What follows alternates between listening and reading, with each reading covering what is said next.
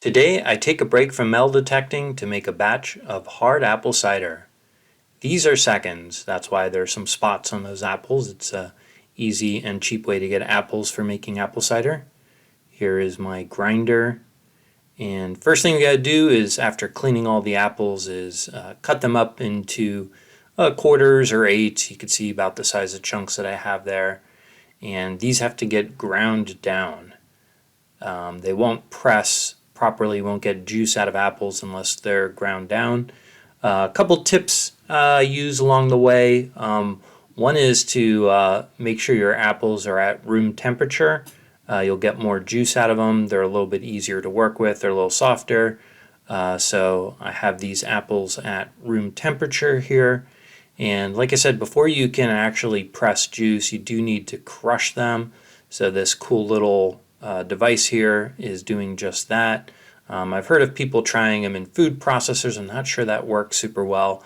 You don't actually want to break up the seeds. You could see seeds going in there. You don't want to really break them up. This doesn't really break the seeds, but it does keep the seeds in the mix. But you'll see later they never actually make it into the juice. But this is probably the best part, is doing that crushing there. That's the most fun. So I just crush it all and I put it in one big container. And another little tip is kind of letting that set for a little bit.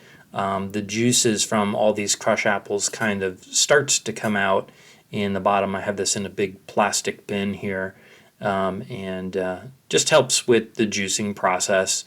I also find it easier to do all the crushing first, which is why I use a big bin. So I get all the crushing done, and then I can clean up the crusher there.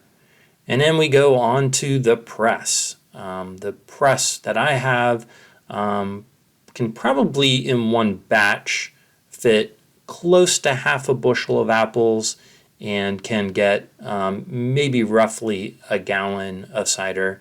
All of that depends on how hard you press it and what kind of apples you're working with. But I've had this press for a couple years now, and it works pretty well. There was a bag, a mesh bag that came with it that you were supposed to line with that would help get filter out some of the stuff, but I don't use it. It's just extra work and extra effort. Up there is the ratchet system, and I use a bar on there to crank. There's a couple different kinds of press machines that you can get out there. But I do have this clamped down to my dining room table. I have a towel underneath that. So it's quite of an operation. I've figured out over the years kind of the best way to secure all this. But once I get all the juice pressed, I then go and pasteurize this. I use heat pasteurization. It's not necessary, but I just want to kill off any bacteria or yeast that might be there naturally on those apples. The key is not letting it go above 165. So I have it about 160 for maybe 10-15 minutes. If you get it above 165, the final product can be cloudy. So then once you have it all heated up, you then have to quickly cool it down. So I put it in an ice bath and let it set there until it gets all cooled down. Meanwhile, I am cleaning out my carboy and also then starting to get the yeast ready to go.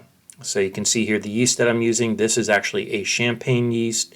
This will give tighter bubbles in the end, but also will ferment a little bit further than other yeast. So it will make it a little bit stronger in alcohol and a little less sweet, which is the way I prefer it.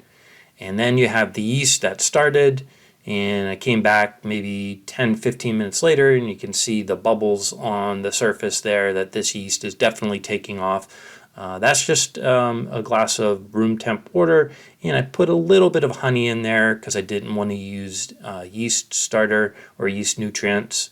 I'm trying to keep this one completely gluten-free. And there we go. I've got the apple cider all funneled into the carboy there that's been previously cleaned. The yeast is already in there, and I give it a good little shake to make sure everything's mixed up. That's the farm that I got the apples from. I'll have to return those crates. And here you can see the apple cider when maybe fermenting for about 2 hours at this point. It's going about every 10 seconds or so. We're getting a bubble there in the airlock. That airlock prevents air from getting in, but allows the carbon dioxide to get out as the carbon dioxide forms. So that's keeping the apple cider good and clean. That's just water in there. Little tip is that you can put, I've heard vodka in there, and I've done that when I've done beer. I just didn't have any vodka on hand, but the vodka in there is a little bit cleaner because it's going to help keep out bacteria and stuff. But the water works just fine. And then so that was the first night, and then here it is after it's been going for roughly 12 hours. You can see there it's all murky at the time being, and there's a lot of gunk on top. That's just the yeast doing its thing and eating away all the sugars. And here you can see the bubbling coming up much more rapidly. So that's a really good healthy sign that this batch of cider has taken off properly and is converting to alcohol. So this was part one of the process. It's really not that hard to do, but it is a lot of work. And then I will be back with part two, which will be what I do with the cider next.